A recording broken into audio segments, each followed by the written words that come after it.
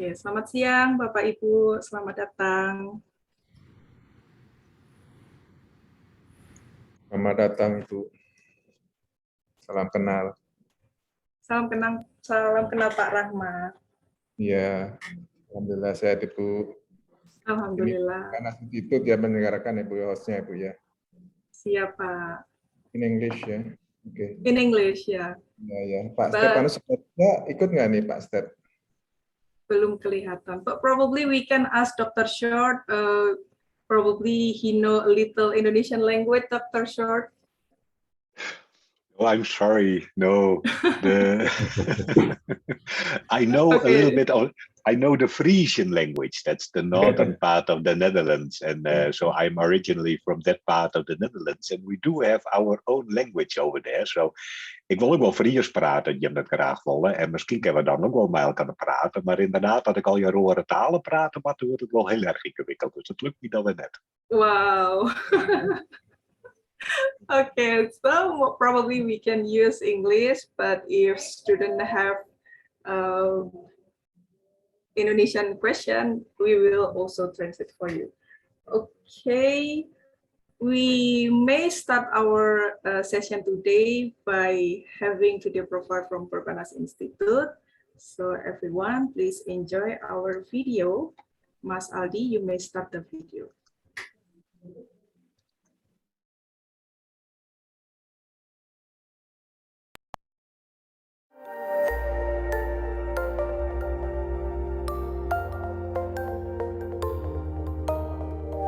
Selamat datang di Perbanas Institute.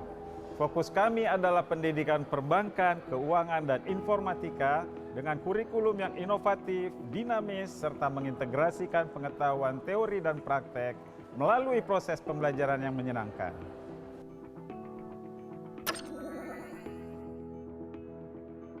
Kampus Perbanas Institute berlokasi strategis di segitiga emas bisnis Ibu Kota Jakarta yang didukung kemudahan akses dan beragam layanan transportasi publik. Terdiri dari bangunan 6 unit yang dilengkapi dengan berbagai sarana fasilitas dan sarana pendidikan yang lengkap dan memadai sebagai kampus modern. Selain kampus utama, Perbanas Institute pun memiliki kampus di Bekasi yang menjadi pelebaran sayap dalam menampung minat para calon mahasiswa di bidang keuangan perbankan dan informatika yang terus bertambah dari tahun ke tahunnya. Saat ini, Perbanas Institute memiliki 3 fakultas yang terdiri dari Fakultas Ekonomi dan Bisnis, Fakultas Teknologi Informasi, dan Sekolah Pasca Sarjana. Kami sangat berkompeten dalam membentuk dan mengembangkan sumber daya manusia yang profesional, handal, dan bermartabat di bidang manajemen bisnis, keuangan, serta perbankan di sektor swasta maupun di sektor publik. Sebagai kampus modern, Perbanas Institute juga menyediakan fasilitas dan sarana pendidikan yang lengkap guna menunjang kebutuhan perkuliahan para mahasiswa dan mahasiswi kami yang bersiap memasuki dunia kerja. Fasilitas yang kami miliki antara lain Laboratorium Dealing Room, Laboratorium Bank Mini, Laboratorium Bank Mini Syariah, Cisco Academy Laboratorium, perpustakaan dengan koleksi buku dan e-jurnal yang terbaru, sarana olahraga, sarana ibadah, food court taman asri, lounge mahasiswa, gerai investasi, dan laboratorium akuntansi dan manajemen. Sebagai dosen Perbanas Institute, sekaligus praktisi di bidang perbankan, saya menilai bahwa sistem pengajaran di Perbanas Institute sudah sangat bagus. Karena mahasiswa tidak hanya mendapatkan teori saja, tetapi juga praktek di lapangan. Hal ini diuntungkan karena Perbanas memiliki 80 bank yang memperbolehkan mahasiswa melakukan riset, magang maupun juga pengabdian kepada masyarakat. Menghadapi era disrupsi saat ini, dibutuhkan tenaga kerja yang kreatif, dinamis, dan inovatif tentunya. Di sini kami melihat link and match antara kebutuhan dari industri dengan lulusan dari Perbanas Institute yang memiliki kemampuan dan kompetensi yang dibutuhkan di sektor keuangan perbankan yang diperoleh dari proses pembelajaran formal yang up to date dengan basis kompetensi dan pengembangan soft skill dan social intelligence membuat lulusan Perbanas Institute sangat diminati oleh industri keuangan perbankan. Selain itu, Perbanas juga memiliki fasilitas untuk menunjang mahasiswa dalam bentuk laboratorium, tempat mereka berkumpul, maupun perpustakaan yang menunjang untuk proses belajar mengajar. Oleh karena itu, Perbanas saya menilai sudah memenuhi tantangan masa depan di mana mereka sudah siap pakai, tidak hanya sekedar memenuhi tuntutan mendapat pendidikan tinggi. Perbanas Institute adalah perguruan tinggi pilihan utama bagi the next leaders, para calon mahasiswa diploma, sarjana dan pasca sarjana di bidang perbankan, keuangan, serta informatika.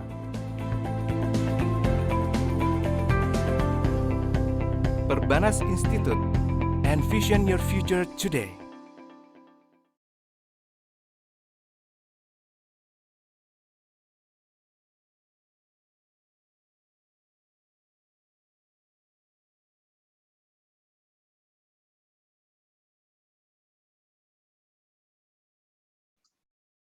You're still muted, Deepa.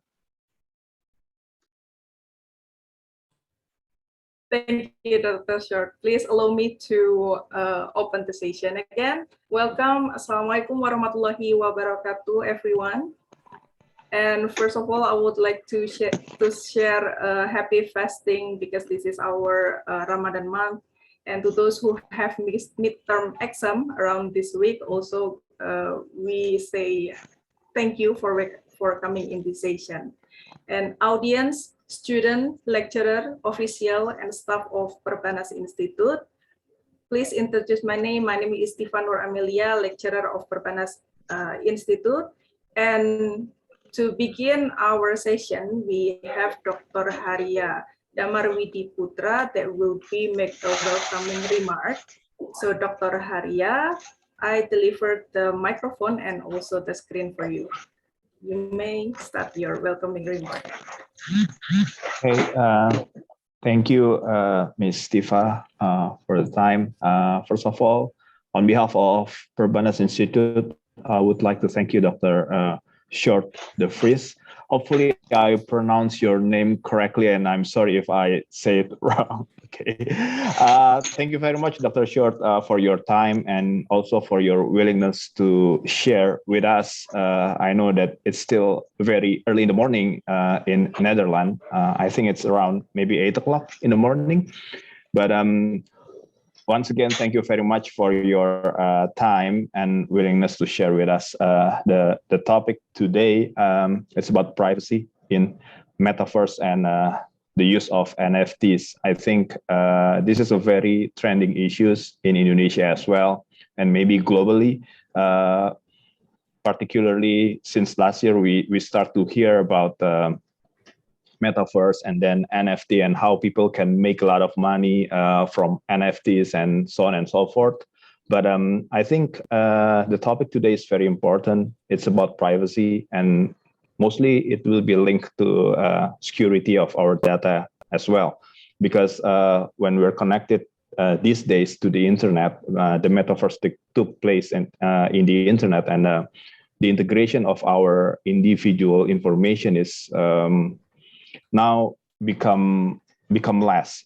Yeah, so there's no boundary no more in privacy. So using the metaverse, I think this is we should have a very high awareness about our security and privacy as well. And I believe that what is going to be shared by Dr. Short today will be very useful and informative for us. I'm not going to take more of your time, Dr. Short, because I know that you have very limited time to deliver your talk, and very keen to hear the presentation from Dr. Short. And I think that's all. And once again, on behalf of the Perbanas Institute, Again, thank you very much for your time.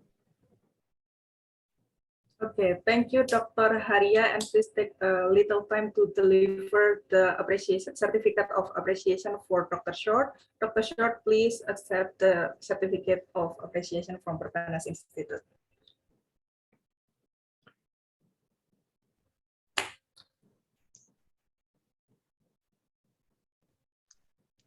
I hope that everything goes well. As far as I can see, you can see my screen. Are we going to present the certificate first, or? Oh, sorry. Yeah, we will share a little time for the certificate for you, sir, Dr. Short. Sorry for that. Okay, Mas Aldi, No please problem, share no problem. the certificate. It's okay, Dr.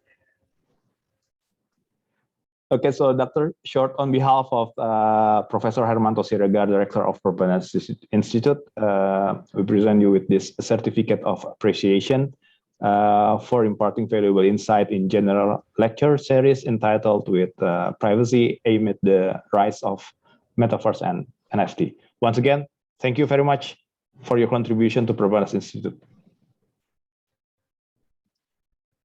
Thank you, Dr. Haria, for delivering the certificate. Okay, now we are going to the main topic that we going to talk and hear about the insight from Dr. Short de Vries about the metaverse and NFT. Before that, I would like to introduce him as assistant professor in the University of Twente and Sende, the Netherlands. And his research and education are in the field of digital transformation in the area of health, energy and local policy, and also education. As project leader, he ran research and development project in data-driven governance, data-driven marketing, and data-driven learning. As an active leader, he is responsible for quality assurance and certificate of blended higher education transformation activities in the European Institute of Innovation and Technology, EIT Digital. He works as a liaison officer between EU Innovative Education Initiative and University of Twente Research and Education Communities. So he is the best speaker for today's session about the viral technology transformation. If we share about the article previously about metaverse that going viral in Indonesia, a parallel world that enable us to create our own avatar in the form of 3D world, and also non-fungible token or NFT, which stored in blockchain and enable us probably to have ownership of digital art. If previous years ago, we cannot imagine having a rare art like Da Vinci, Van Gogh, Wolfgang, Chopin, or probably in Indonesia artists we have Gesang or Waljina. Imagine if we have the ownership of the digital art of the product, we will be super rich. But what about when it happened to virtual platform? Is it cool? Probably it's cool, but is it safe? Nah, for the safety or privacy issue, we will ask for Dr. Short de Vries to share about his insight and thought about this matter. Okay, Dr. Short, time and the screen is yours.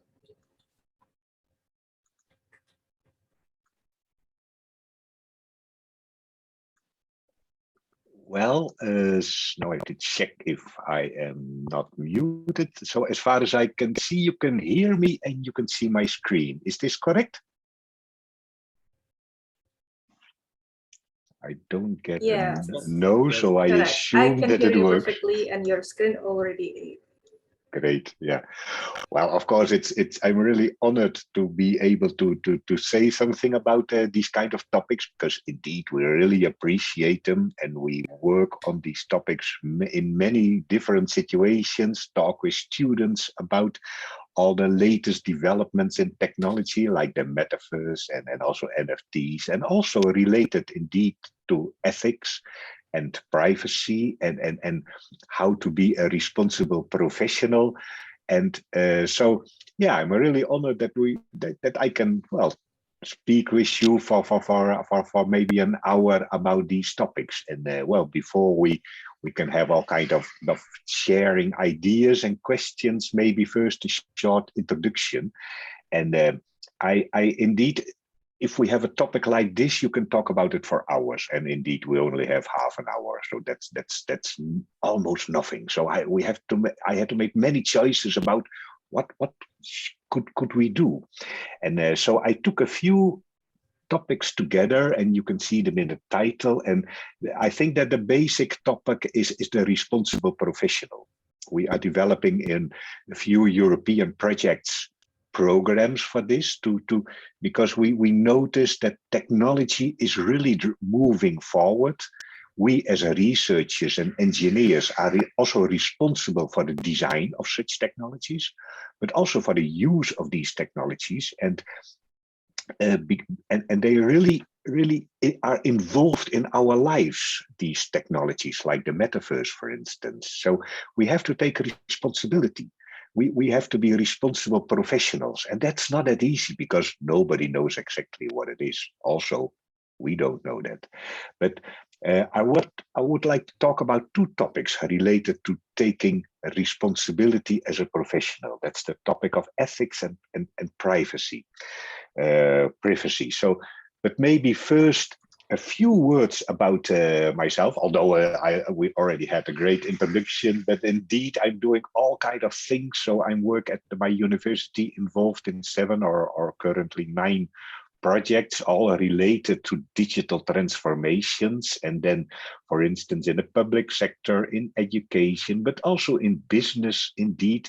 And then, yeah, what we do is trying to understand, but also help organizations to work with such transformations, how to deal with them. And so that's basically, I think, what I do. So I put the number of the web pages of projects here on the screen, but well, we can move on, I think, to also then, of course, the University of Twente, because I don't have such a nice introduction as you have from your Perbanas Institute, but we also, of course, are always very proud of who we are and what we do, and we really like to cooperate with all of you. And yeah, we are more or less, I think, the same kind of a university, so that we combine also societal, social, and technical disciplines and try to do good for the people.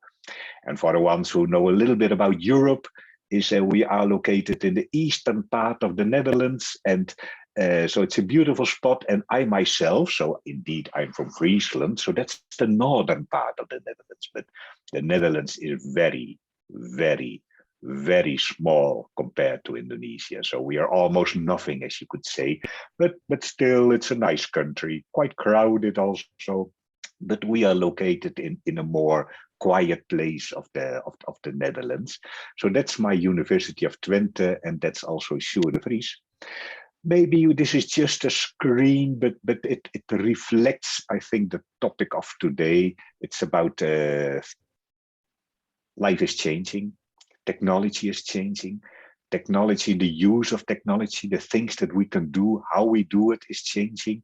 So there's a lot happening. And then indeed, if there are a lot of things happening, then we have to rethink constantly ethical issues, privacy issues, and also how we, as researchers, can take responsibility in this. Because we need to take responsibility. We are all working on a university. We are studying on a university.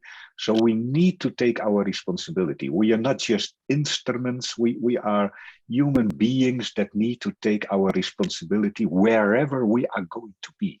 So that's more or less the topic of today. And then, of course, we have many concepts. And I hope that I don't speak too fast, and I will not mention all the sentences which are on my screen, but you will get these presentation also. And for instance, we do have the concept of digital transformation, and there are many concepts related to this. And then, for instance, digital transition, digital innovation, digital trends. We also use in Europe quite often deep tech to describe that they really disrupt current technologies. And so we have all kinds of concepts, and one of them is a digital transformation.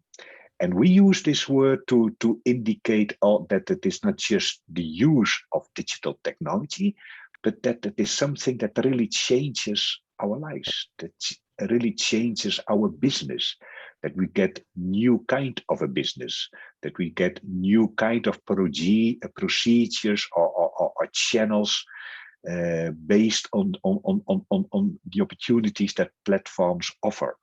So if we talk about digital transformations, then we talk about really changes of processes, workflows, typical organizations, and then we think about what implications do they have? How do they work? How can we understand them? And how can we make use of these? So that's what we would call transformation. I got a few slides, but I'm not going to spend too much time on it because I think most of you are quite into the topic. But this is an example in Europe now, of course, due to Corona also, that in Paris, for instance, they want to redesign the city of Paris in such a way that the most important facilities are on a walking distance in 15 minutes. Why? Well, in that case, we don't need so much cars, for instance, and we make use more and more of local facilities instead of facilities which are centralized in the center of Paris or localized on the borders of a city. So then in that case, we are redesigning a city and we will get new mobility models. And these things can only happen due to digital platforms that enable us, for instance, to work more with local facilities, just as an example of a typical transformation. Of course, the topic of today, new latest digital technology developments. So it's about, for instance, the metaverse indeed, or the NFT. So the kind of technologies that came up, for instance, based on VR and blockchain technology. So that's then behind it. And then we thought, well, how can we use blockchain technology? Well, why not think about making things unique on the internet, because that's more or less what it is. It's a ledger. So as soon as we have blockchain, we can make things unique, which is quite interesting, because the internet is not based on the idea of uniqueness, but on the idea of sharing. So if you're going to rethink the design of the internet, we are redesigning also the internet, because we are going to make things unique on the internet. And we use currently blockchain technologies in order to make that happen. And the metaverse is, of course, based on AR and VR. So all kind of digital technologies that enable us to more or less trick our brain in such a way that we can be everywhere and that we can be anybody, and that combining that, we can use that for all kinds of different purposes that we as human beings appreciate, for instance, work or leisure. So, and then of course, these kind of developments imply probably transformations, for instance, transformation of leisure or transformation of business, but maybe also, that's something which is quite interesting, of course, a transformation of education. So there are already all kinds of developments in the metaverse that could be considered as a latest development of how to transform, for instance, higher education. So it is an interesting field. So in this case, we are talking about the concept of digital transformation, and we understand, I think, quite well what digital transformation can be. But of course, then we, all the people who are now in this meeting, I think we have almost 150 professionals. We also always consider also students as professionals. They are young professionals, but they are already professionals. And also students will become more or less probably the leaders within 20 or 30 years of our society. So we have to develop ourselves as a responsible professionals. And then, of course, in Europe, we develop currently... Sorry, was it a question or no? I don't think that it was a question. No, okay. If it is a question, you can put it also in the chat so that I can reflect also on questions during what I'm trying to talk about. So if we are looking at themes like ethics and privacy, we combine it quite often to the concept of a responsible professional. So responsible research and innovation, and then responsible professional. And for the ones who are interested in that, just contact me. We do have the RRE community in Europe, which covers all kind of instruments that can be used by universities also to support students and colleagues to think and to rethink about taking responsibility in our society, because we design, we lead, we innovate. So we as researchers, we as professionals on behalf of a university, we are quite relevant in this area. And when you look at the topics which are related to the responsible research and innovation, indeed, it's about ethics, integrity, it's equality, it's governance, it's openness, it's about engagement. So it's about also sharing your thoughts with others. So all these topics are related to responsible responsible research and innovation. And then in your introduction of the university, I was not able to understand everything, of course, but it was also about the soft skills, and we don't use the word soft skills that often, but more core skills, because soft skills does not make it clear enough what the relevance is of these kind of skills. So if we talk about leadership, creativeness, but also about taking responsibility, we consider these even as core skills. So these are about the core skills for scientists and professionals. And then, of course, now about a topic like ethics. Ethics, it's you can talk about this for years, and then we will talk about it for hundreds of years, and there are all kind of cultural differences in a topic like ethics, because it's not fixed in stone. It's continuously changing. And I've got a lot of sentences on this page, so it's probably not even possible to read it all during this lecture. But it's all about morality. And what I did is that I took 4 principles of ethics, and I think these ones are used quite often. And I think that in most cultures, they are accepted, not always in the same way, I know, but I think it's about beneficency. In that case, if you are thinking in an ethical way, that you are going to try to help other human beings, that we are there together. We have only one spaceship called Earth. So this Earth is one spaceship. That's all we have. We don't have a second planet. This is what it is. So we have to do it together. So we have to help each other. That's one of the ethical principles. The second one is, and that one is very relevant, related to the metaverse, but also related to NFTs, for instance, also related to cyber currencies. That is, if you are thinking based on ethical principles, you are there. You are not willing to harm other human beings. So we are there for us. We are in this all together. So that's a second principle of ethics. A third one, which is also related to privacy, of course, that's that we do have, all of you, I do have a right of self-government. I have a kind of autonomy. I may exist. I am allowed to be here on Earth as Sjoerd de Vries, whoever I am, and I am allowed to be here. I'm allowed to have some self-autonomy in my work, in my daily life. And of course, the fourth principle, which is also a very critical one, is justice. It's about that we have to treat each other well, that we have to secure that whatever happens, you have the right to access to justice. So these are the 4 principles quite often used if we talk about ethics. And then these principles, I think, are used in most cultures around the world, and also, I think, interpreted in the same kind of way. what I've got on the right side of the screen, for instance, I know that also in your country, the students are really advanced in using all kind of technology. So probably they know FutureLearn, they know Coursera. So these are learning platforms which are quite useful for your own development.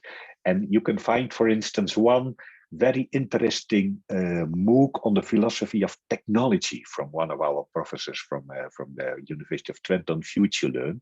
So I will share this, of course, with you. But so there are all kind of resources also related to ethics, of course, that you can use. But ethics is not a word far away. No, ethics is a word that is relevant each day, that is relevant for each action that you undertake. So it's not something that can be thought about in 1 minute, in 50 minutes of a course of 5 ECTS. No, it should be always in the heart of all the decisions you make. So if you are involved in the design of, for instance, a specific building in a metaverse, or to create an NFT and sell it on the market, well, in that case, you have to think about, am I helping people? Do I not harm people? Do I accept their own autonomy? And do I treat them fair and equal and in an appropriate way? Because that's what ethics is all about. But of course, this is not our only concept. We also have I'm going, I need to go to this one, because we also have another concept, which is very interesting. This is also a concept which is being used in cultures in different countries in various ways. So I think in your country, it's maybe used in another way than it is being used in my country. Why? Well, we are living on the border with Germany, and in Germany, they really interpreted privacy in another way than we do in the Netherlands. So cultural differences are there, and they are great, I think. But basically, I think as long as we are sharing the same kind of principle behind a concept like this. In this case, I took the principle. The privacy means that you have the right to be let alone, to do what you want, and not that somebody is taking data from you and going to harm you, or is not taking care of you, because that's then the concept of ethics. So privacy and ethics are highly related to each other. And I think that if you are thinking about privacy in Europe, we have called what is called the GDPR. So that's a set of regulations related to the concept of privacy. And it's really changing our way of using technology. So indeed, I am in all kind of marketing courses, and in our marketing courses, I also do the ethical lecture, because I really like ethics and privacy related to marketing. But what we did, I think 5 years ago or 10 years ago with marketing, is now forbidden. So things are changing. Life is changing. There's also a transformation going on related to data, at least in this case in Europe. So we treat companies like Apple and Facebook in another way than we did it 5 years ago, due to GDPR. So it's if we talk about privacy, then what we try to tell Facebook, for instance, based on our GDPR, please leave me alone. Please accept that I am using your technology, but that I not want to be followed, or that you are doing things with who I am in all kinds of ways that might be harmful. So the two concepts, privacy and ethics, are highly related to each other. And if you are thinking about privacy, indeed, you got a right to be left alone. You got a right to that. So it's not that companies can organize their lines of thinking, and when you are indeed entering the metaverse, we are in a typical situation. And then, of course, Mark Zuckerberg, he is related, as we all know, to the metaverse. And this is, I think it's from 2019, I think, I'm not sure. I think, yeah, 2019, April 2019. So this was an opinion he wrote about, and it is interesting. So it's always not that clear, of course, how Facebook is working with such principles, with ethics and privacy. But if you are looking at this opinion, it is clear that Mark Zuckerberg asks for rules and regulations. Why? Well, companies need rules and regulations. And we as human beings, as governments, but certainly as researchers, as students, we have always to rethink about what such technologies might be, how they might influence our daily life, how they even might cause harm to all of us, that's ethics, and that they do not always leave us alone, that is privacy. So the concepts privacy and ethics are not abstract concepts that are sometimes relevant. No, these concepts has to be in the core of our behavior as a professional. We have to take responsibility, and we need to rethink always the consequences of the work that we do if we, for instance, are involved in as the designers or the users of the metaverse.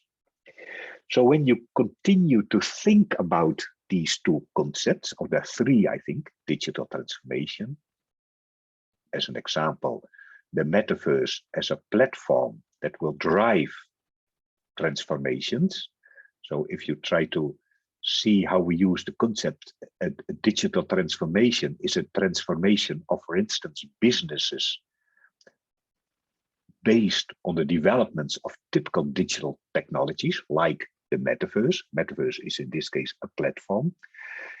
Then as soon as we are going to design new businesses by making use of the metaverse, for instance, or by making use of blockchain technologies in the sense of NFTs, then we have to first to take a specific position in this. And these are the two positions that we quite often use from a philosophical point of view when we think about ethics. And there is no truth in this. But I think in most cases, if you're going to look upon both perspectives, I think some people prefer the first one and some people prefer the second one. But both perspectives are critical because they have an effect on your behavior as a responsible scientist. The first one is, do we consider technology as instrumental? So the metaverse is there, it's being designed, it's going to be used, but it's used as a tool, it's an instrument. So if you are going to develop a business in the metaverse, then you use the metaverse as an instrument. And that this has implications for your perspectives on ethics and privacy, because you consider, for instance, the metaverse as something that can be designed based on your own ideas. It's an instrument being used by you. However, the second perspective also has a lot of truth probably in it. That is that technology is deterministic. It determines also our actions, our behavior, our thoughts even. It affects our governance. It affects the way that we use our government. It affects our democracy. It affects our private lives. It affects all kinds of things. And so it determines, technology determines in many situations our daily lives. So if you are thinking about ethics, if you are thinking about privacy, you need to quite often to take both perspectives in account to reflect on the consequences. So sometimes you could consider technology as instrumental.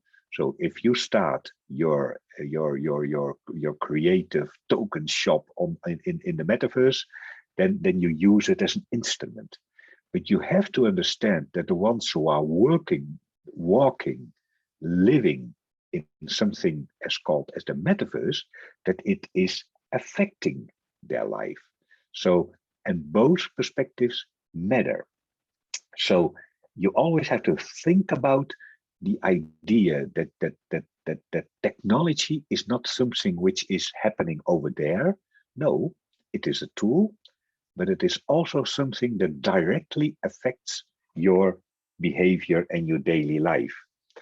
So, and this is then the slide that I want to finish with, also as a kind of a starter for thinking about the situation we have with these kind of platforms like the metaverse. If you look at yourself, we as teachers, researchers, deans, students, whatever role we have, we are a professional. We are a professional. We are working with all kinds of latest digital technologies. We have our own responsibilities. But if you take in account that if you want to be a responsible professional, then you have to think about ethics. You have to think about privacy. So if you are designing, for instance, a specific new business in a metaverse, for instance, then you have to rethink, for instance, the 4 principles of ethics. Do I help people? Do I not harm people? Do I ensure for the self-government of the people? Do I treat them fair, equitable, and in a way that I would be treated myself? So I, as a user of your service, can I put my trust in you? Can I put my trust in also the other users of your service? So the question, if you look at this from an instrumental point of view, our question is, how do you take your responsibility? However, if you look at this from a deterministic perspective, then of course, we assume that a metaverse is responsible. So will it help people? Will it not harm people? Will it ensure for self-government of people? In this case, the big question that we have to answer all together, we are all responsible professionals, responsible users. We all need to be able to answer the question, can we put our trust in the metaverse and its AI-based services, which are probably even designed or used by you? So still, we as the professionals are in charge. So also in this case, how do you take your responsibility? How can we take our responsibility? How can we ensure that companies take their responsibility? And how can we ensure that governments take their responsibility? So it's not that we can trust them directly. No, we are, as representatives, in this case, of a very well known universities, the Perbanas Institute, we are responsible for what is going on, what is happening. So if we take ethics seriously, if we take privacy seriously, we constantly have to rethink where it stands for. In this case, for instance, ethics, helping people, not harming people, ensuring for the self-government, treat each other fair, equal, give each other justice. If this is what ethics stands for, and if we assume that ethical behavior is relevant in order to have a life that is great for all of us, in that case, we have to take responsibility. We are responsible. And certainly the students who are going to be the next leaders of companies, departments, maybe even faculties. Yeah, think about it. Think about it. So that's what I wanted to talk about. And answering these questions is not simple. We will never be able. For instance, can I put my trust in myself? Well, to be honest, I also, as soon as I'm going to rethink about the opportunities to make use of a metaverse, I also think about what kind of business opportunities do I see? What kind of business models can I develop? but quite often such business cases have to be reflected upon based on the principles of, for instance, ethics.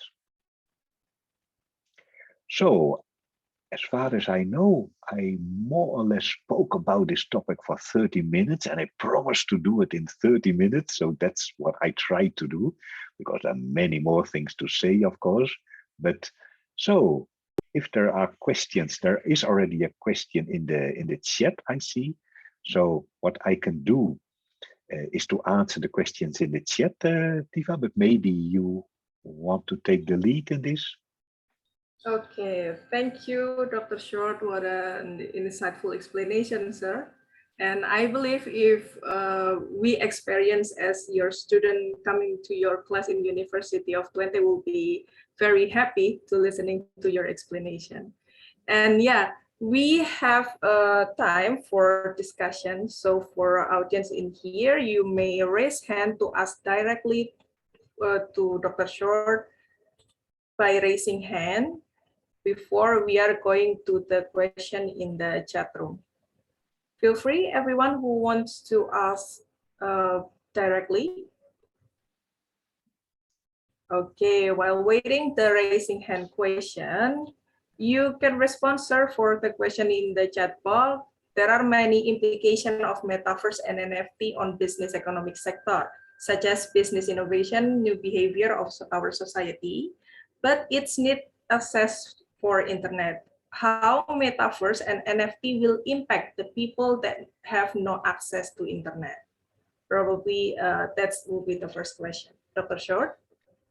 Yeah, that's indeed an intriguing question, and there is currently we like if we look upon what we need as a human being. In most cases, we talk about water, food, a roof, a few friends around us, but more and more, I think we also consider access to such technologies. So access to the internet as a basic right, but it's not a case. It's indeed not a case. Also in the Netherlands, we are doing a lot of research in what we call the digital divide. And then we also have in the Netherlands the situation that there are quite some people, a lot of people that do not have access to the internet. And in most cases, they have access, but in this case, they don't have the skills to make use of it in a proper way, or they don't have the insights of what it is and how it can even have implications for you as a human being. So indeed, it's not just, so it's a problem of access. And I think that in the Netherlands, we assume that 98% of the people have access to the internet. But if you look upon the skills to make use of it or to understand what it is, I think we talk about maybe 50 or 60%. And then even then we only talk about the core, some critical skills. But I think that in most cases, I also have quite often some problems in using or understanding also the latest developments. So that is how it will impact. Well, it might probably lead for the next decade to a larger divide between the haves and the have-nots. And so we always try to consider the internet as a way to democratize the world, but of course that's not really happening on the moment.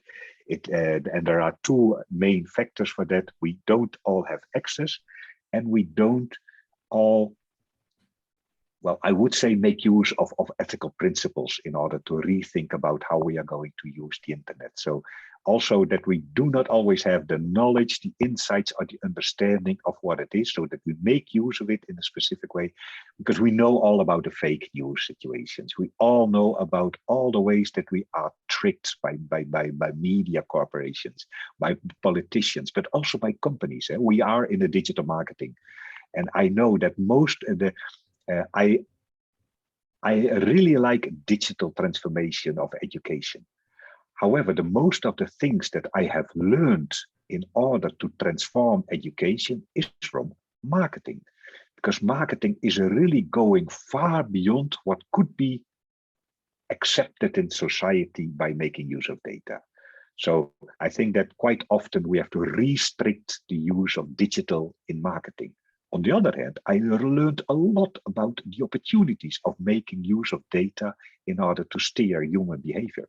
But I also know that a lot of politicians know a lot about how to steer human behavior by making use of digital data. So what is the impact that have no access to the internet? I think we will see an increase of the digital divide, but also see an increase between the ones who know how to use it and the ones who do not know that well how to use it as a first. And then I should not take that many sentences for one question, but the second question is also very interesting. How to restructure our curriculum? That's a question that's almost daily on my mind, and each day I try to give parts of an answer to that. And this is probably, from my perspective, if I had to spend the 20 years of my next lifetime to a topic, I would like to spend my time to this topic. How to do it? How to organize higher education in such a way that we are really making the best of the use of such technologies, and also to understand what these technologies can mean for our lives. We are on a spaceship, and this spaceship is changing, and we can really use such technologies for the best, but we have to understand these technologies. So we have to educate our students, but also Sage and Beckman, I think that, I'm not sure if I pronounce your name, but we also have to teach ourselves. We have to teach ourselves. It's not just our students, no. We have to restructure our work in such a way that we learn each day again about the opportunities of such technologies. And then, because it's not about teaching us, it's about teaching the students, it's about teaching us. I think that if we teach us, then we are able to work with students so that we all learn together about what such technology, such platforms can have for implications in our world. Was it more or less so there are no answers to your questions, sorry for that, but these are very interesting questions, and two of the big questions I think we have, if we are going to think about such platforms. I think it is all right. Yeah, so apparently a developed country are also facing the problem on accessing internet, so not every developed country successfully 100% have access to the internet. So I just realized what you say. Okay, now we have the second question. What do you think about people who doesn't want to adapt or change of technology transformation? What will happen to them? Yeah, you know, you were in our situation there. I use an A3 for my students, and on this A3, I think I have 18 different models referring the research models that we use to understand this issue. Rogers, for instance, with the late majority and the legates. Indeed, this is the case. I think we need both. So I don't consider this as a problem, but as a great situation. That is, if we all would be the early adopters, I think we would not exist on this earth anymore. I think that this earth would be a ruin. I think we would have destroyed everything as human beings, because we would all be too positive about the opportunities of latest technologies. I think that if we all would be early adapters, then I also would think that this earth would be a ruin, that we would not be able to live on this earth anymore. So I think we need both kind of people. So there will always be people who are not willing or not able to adapt to the changes of technologies. And we should embrace this as something that helps us to constantly rethink about the value of it, because it's all about value. If we really see value, so I think a lot of users of technologies are not valuable for human beings. They are valuable for you as a business, for instance, but it does not always add value to the society as a whole. So I don't see that as a problem, but as an ideal situation that makes sure that I would consider myself not even as an early, well, maybe as an early adopter, maybe, but I'm always too positive. I always think also that a metaverse can be great for education. Maybe it will not. So maybe the ones who are not willing to do this in their education are really the ones who know that we really have to rethink about the value of such latest platforms for before we use it in our education, for instance, or for healthcare. You can also use it for healthcare. So that's related to the, but it is an issue, and we have many factors there, like the Utah model, and we have many models trying to describe such situations to understand what factors contribute to that. But I think that what we have to do is to consider this as a situation that helps us to create value. If people do not use it, then I have not convinced them of the value of what it might have also for them. So it's all a matter of value for, in this case, the societies. So it will be used by many people, indeed. Yeah, it will be used, and also some people will never use it, and we have to ensure that can be done. That can be the situation we have. Shall I continue, Diva, with the next question? We already have the third question, but I would like to highlight a little bit. So if everyone advances in technology, it will be harmful for our environment. Is it like that, sir? Yeah. Okay, so we are going to the third question. Digital tech advance provide us with digital identity and digital footprints. Besides ethic and responsibility, we should have regulation, law, and the enforcement of the law. The question is how such enforcement applied for cross-border violation. How about the enforcement of ethical violation? Yeah. This is also a major, it's indeed, what we have tried to do in the European Union is to start with GDPR. That is just, but I think it always starts, I think, with taking responsibility. So you could even consider that the regulations as just a way that we try to support each other in helping to think about ethical behavior.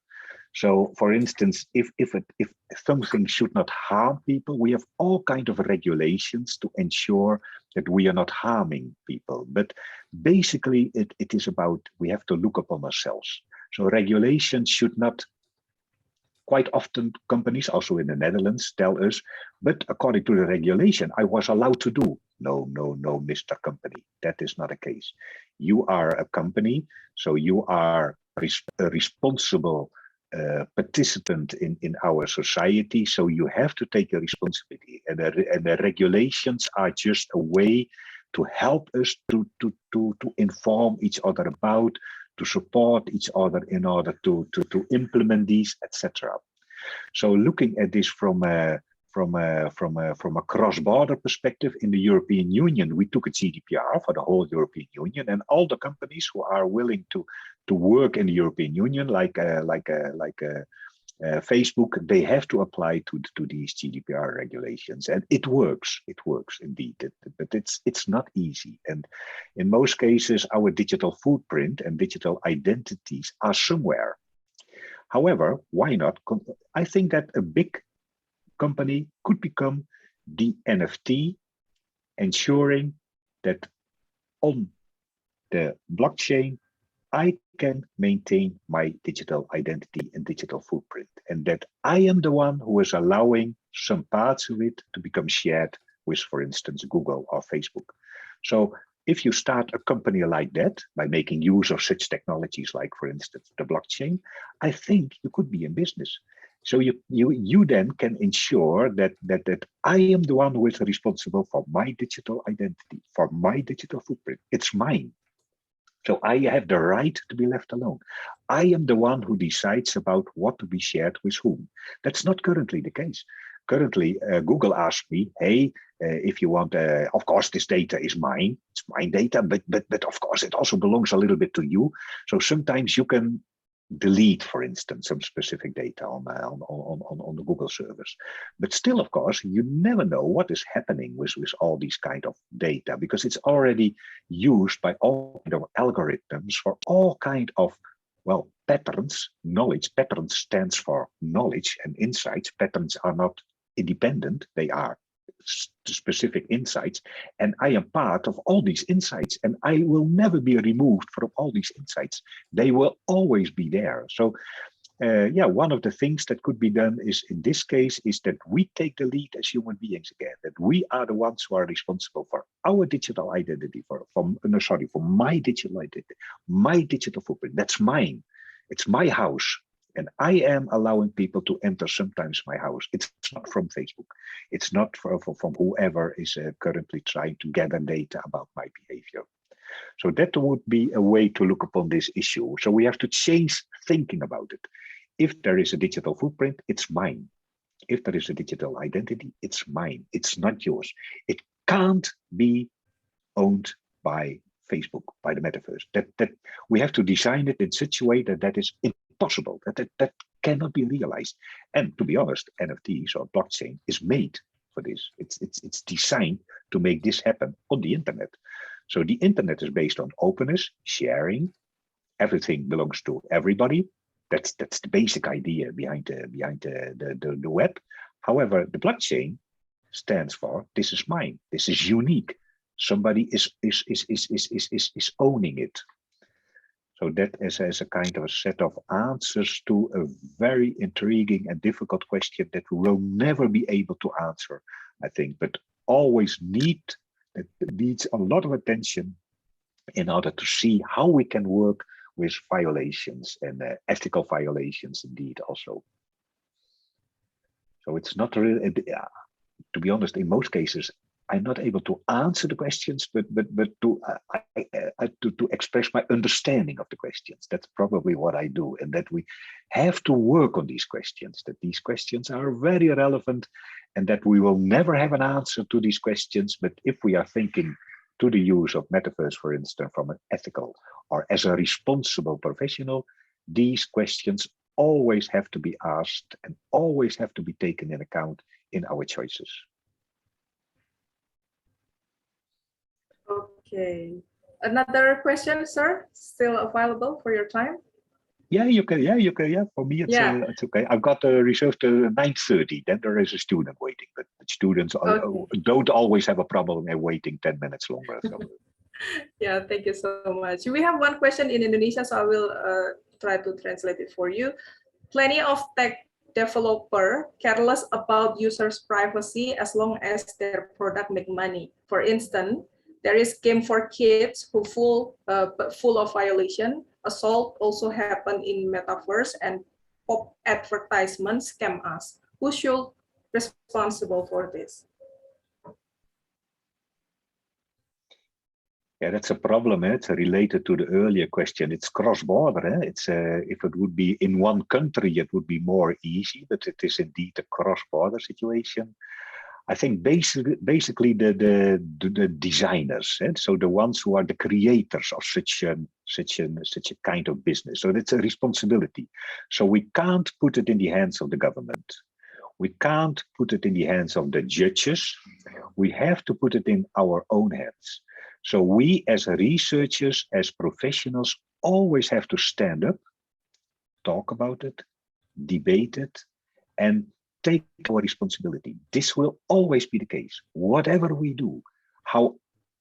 Even if we are all ethical engineers, then still we will make mistakes. Still, we will not always follow these principles because we are normal, regular human beings. We are stupid quite often. We are boring quite often. We are doing the wrong things quite often. That will always be the case. So we in this case, I would say we all together, if we with 160 people go and fight against it, I think we will win within 1 month. So basically, we are responsible, always. We as the ones who are making use of it, who are watching it, who are understanding it, who are responsible professionals. And if we can't do it ourselves, or if we want to make it life a little bit more easy, then we come up with a kind of a regulation, with a law or a procedure, or a typical conduct, description of how we should behave in a typical situation. It's always us.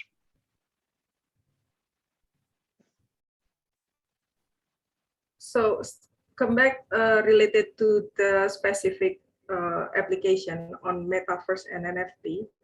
Even nowadays, celebrities, influencer, and also politicians endorsing this, sir. Do you think it will be in line with the ability people to accept this technology? Or is this just the beginning? I'm not sure if I understand the question is, but do we consider the current use of the metaverse of the beginning of will it become a success? Yes or no? That's the question. Famous people start endorsing it, and people will follow the lead. Whether it's good or bad, they don't care. As long as it's viral thing, I will follow. So what do you think about this? That's a very difficult one. We have had many comparable platforms, so and not all of them succeeded, but the gaming platforms are very, very successful. So I think that what we use the users and gratifications. You probably know that model. So that's a very old model. It's about the use of media. So it's the users of gratifications model, and it's a very interesting model. Why? Because it tries to understand why do we like this? Why do we use this? Why do we spend hours, for instance, on such technologies? And then if we understand the why, we can try to answer such a question. And then also the ones who develop services want to understand this why. Because then it is about when. If I know why they want to use it, I can also develop something in order to ensure that they are going to use it tomorrow. We call that marketing, for instance, but we can use the same principles for education. So it fits very well to our deepest motivations. So it fits very well in that we are going to be pleased, that we are being enjoyed, that we are going to be accepted, that we can be who we are. So these are a number of such motivations for using media, and these are highly addressed in a platform like the metaverse. So if and the word metaverse also stands for virtual environments in which we can do and work and play and whatever. So these kind of platforms could. I think that an easy prediction can be made that such platforms will be in 20 or 30 years be the place where we are for 30 or 40% of our time, and maybe even 60, 70 or 80% of our time as a human being, which is scary, which is very scary. But it fits very well to who we are as a human being. Why? We designed it ourselves. So it's not, hey, this fits very well. No, of course not. We are designing things that we think fit very well to ourselves as human beings. So and then if these popular ambassadors, if they tell us yes, you should do it, I'm not sure if that makes a big distinction in the market. But as long as as we are really playing on the motivations of people to use specific media, if we are able to add value to their lives, and we can, and this kind of technologies will do it, maybe not the concept of a metaverse, but maybe another who is going to do more or less the same kind of thing, but then using another word or using another kind of platform. But in that case, we will start to use that one. But as far as I can see, it fits very well. We are very pleased to use it. We enjoy it. Colors, music, interactions. So it teases our brains. And it teases our brains very, very, very well. Yeah. So it will become a success one way or another. But we as the designers have to ensure for an appropriate design, appropriate use. For instance, why not come up with the next version of the metaverse in which blockchain is being used to conserve, to be the owner of your own digital footprint? That's another kind of design. Facebook will never do it. They will never do it because their whole business model is based on the idea it's our data and you are one of our assets. You as a user, you are an asset, and I will employ you. I will make use of you whenever I can, whatever Mike Zuckerberg is telling us. But why? Not because they are bad. No, because that's their business model. That's just the business that they're in. And we make use of these businesses until we take our profession, we take our responsibility. Yeah, so your data, your responsibility, because the platform will not care. They just need to read your profile and then do it something about your demography to probably sell something or create some product that suits you. But our data is our responsibility. Okay, probably we have 2 more questions in the line, sir. Please allow me to mention the first one. Do you think metaverse is going to replace the universe or it will replace in some part and work parallel? Do you think the metaverse will change the social behavior in universe? Yeah, this is it's up to us.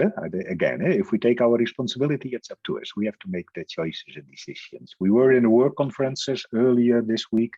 We were talking about circular economy. So it's a topic which is not directly related to it, but then we put continuously in the center the word local. So local work, local learning, local playing, local enjoying, local meeting. But then, of course, the word local is a very strange word because local can stand for geography, that it is localized near to you. But it can also be that because now what we are doing now, I have no idea if you really appreciate what we are doing, but we are all quite local. I'm into your session, so we are quite local. So will it replace the universe? It's also interesting that it is then, as a researcher, I would immediately go to the definition of the word universe. How are we defining the word universe? If it is the universe, if it is the earth, which is physical, which you need to travel, in that case, I would say, yes, it will probably replace a part of it. And because you could even then define it as a parallel or as an other universe. But I think we will go and start to redefine the word universe. It's also the word virtual. It's a very strange word, virtual. Whenever there's something virtual, we use it to express the situation that you have some connectedness based on bits and bytes. Okay. That's then what we call connectedness. So then I don't see you face to face, but we see each other in a virtual way. But that is only, I think, temporarily. I think it's a word that we use now. I think we don't even use that word that often, but I think within 10 years we don't use that word anymore because this is just what it is. This is life. This is just like traveling with a train from one place to another. This is just talking from one place to another, with a person from one who's sitting on one place talking with somebody else, and this talking will become more and more personalized, based on the ideas of virtual. As a long time ago, there were years that we were going to a bar and that we were smelling each other, seeing each other, touching each other, and we still do these kind of things, but it's all bits and bytes, and this is part of our reality. And then, of course, it's then our decision if we really appreciate also something that we call face-to-face. So maybe it might be the case that we will call the universe the metaverse, and that we will discuss will maybe face-to-face replace more and more our universe. And that might be the discussion in 50 years, that we're going to talk about, my grandparents, they met face-to-face. What was face-to-face? Face-to-face was when you are really physical in the same room. that is strange. That never happens. Does it happen? Yeah, it happened quite a long time ago. Okay. Maybe we should do that again. Yeah, maybe face-to-face can replace some situations in our universe. This could be the first lines of a new book. Is face-to-face replacing parts of our universe, formerly called metaverse? Maybe. I'm not sure if I'm giving an answer, but yeah, if it can go both ways, probably we can complete each other. That's probably what's going to be. We have to take responsibility. That's why I'm using that word, that sentence that often. That is, we sometimes assume that we are like students. We have many students in the audience. Well, students, quite often you consider yourself as a consumer. No. You are not a consumer in the university. You are a producer. You are a co-designer. You are a co-user. We do these things together. Companies, okay, they are responsible for many things, but we can do many things together. So we have to get together, think about how we would like to have it based on, I would say, responsible behavior, and then try to redesign, try to rethink use. We are not the consumers of Facebook. No. We own Facebook, although they don't know that yet. But we own it. It's our data. So it's us. So do you think the metaverse will change the social behavior in universe? Well, it will change. It will change social behavior. Yeah, that's clear. It will change it. But it's for instance, the idea that you can be multiple personalities. That's intriguing for human being. It's great. You can be all kinds of people. But now, of course, that has always been the case. So I played football many times, and I was in a canteen with my football team. And to be honest, that was another Stuart. That is not the same Stuart as the one who is talking now. So we are used to have various personalities, to have various identities based on the context. So when I'm talking with my kids, I'm another kind of person than now when I am into this session. So will it change our social behavior? Yes, it will change, but that's, things will continuously change, but will it go for the worse or will it go for the better? It's all up to us. If it wouldn't change, it would be boring also. So it's a boring life if nothing is going to change. So it's also so very, very great that things are changing. And so it's not a danger. No. It's great. It's great. Things are changing. Great. But we all together have to take our responsibility. Okay, very good insight, sir. We can go to the last question. This is in Indonesia, so I will translate it for you. Several times you are addressing about future marketing. Is it still relevant to use conventional approach nowadays? Yeah, conventional is all. In most cases, I will then try go to the definition of conventional to see how I can answer the question like this. Because conventions, there's also the word conventions. Conventional, we sometimes we still use the word digital marketing, which is, of course, we would call it. I'm not even sure what the English word is, but we call it a pleonasme. So it's digital. There is no marketing without digital. So marketing is making use of digital technologies, but even digital technologies does not express it very clearly. I think it's more and more AI. It's data steered marketing. So we use patterns, and we want to predict markets. That's currently what we do. So will then these kind of technologies change our marketing? Yes, it has changed our marketing completely. I think 30, 40 years ago, the expression was, if I spend €2, then I know that at least 70% of this money is wasted. Wasted money. So marketing was about wasting money. That's what marketing was all about. It is telling great stories, but what we were doing was burning money, wasting money, because we had no idea. We had no idea what the consequences, or what the effects, or the implementations, or the effects were of our marketing tools and techniques. Nowadays, and that's also scary, we know it quite well. We know it quite well. We know quite well, based on all the data we have and the patterns and the algorithms we have, that what if I do this, then that is going to happen. So what we call conventional could be before digital, it could be digital.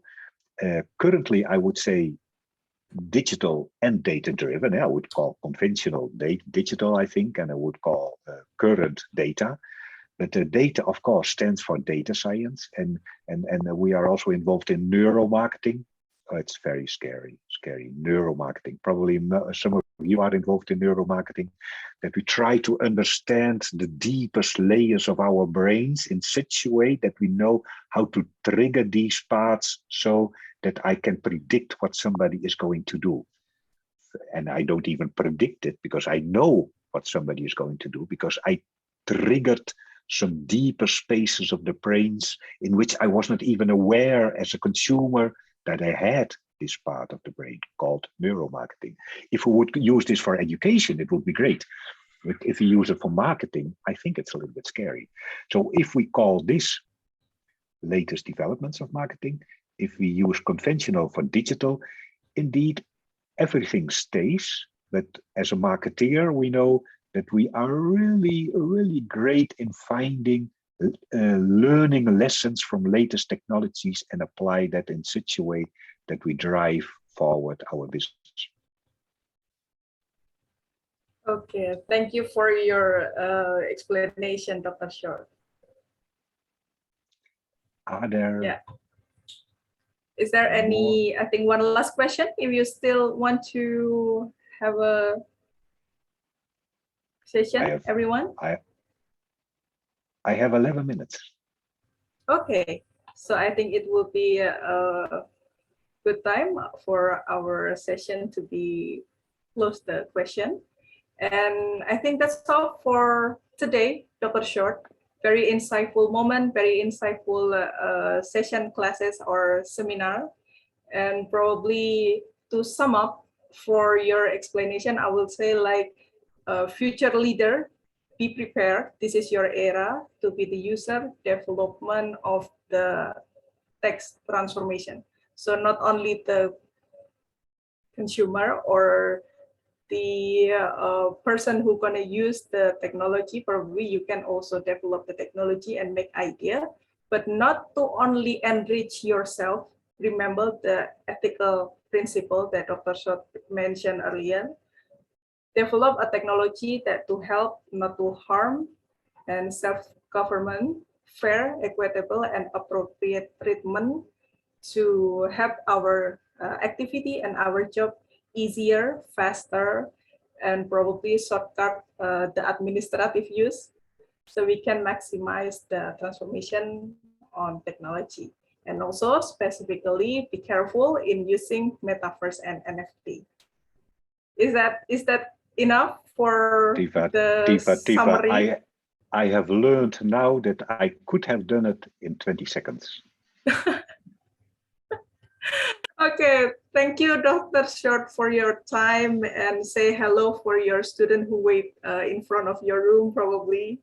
So probably everyone, can you please open the camera? We make a small screenshot or photo session, because yeah, we cannot meet in person. Probably next time or next year when the pandemic is under control, we can see you in Netherlands, Dr. Short. Welcome. Okay. Yeah. Kak Diva, are you ready to take a screenshot? Yes. Okay, you may count. Silahkan dihitung. First page. 1, 2, 3. Okay. Next.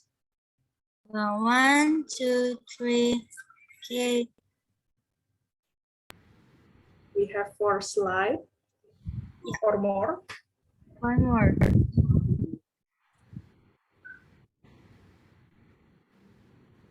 Then You done? Okay, I think that's all for today, everyone. Feel free to visit our social media, and all the information will be uploaded in the perbanas.id. Thanks again, Dr. Shorter Fries. We met 5 years ago, and the technology now growing massively. Hopefully, in the next session, we still can invite you. Probably talking about the circular economy. That will be a nice topic to talk about too. Okay, thank you everyone. I make a closing in Indonesia and English and also Arabic. Assalamualaikum warahmatullahi wabarakatuh. Selamat sore. Good evening, everyone. Thank you. Thank you for coming. Hey, thanks to all of you.